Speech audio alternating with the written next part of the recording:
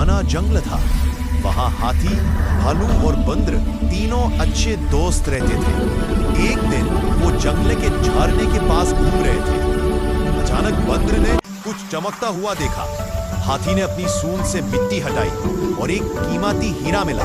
तीनों खुशी से झूम उठे और उसे अपनी दोस्ती की निशानी बना लिया।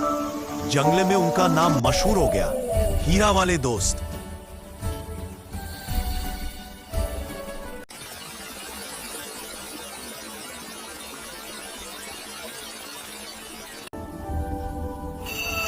Ha ha ha ha ha!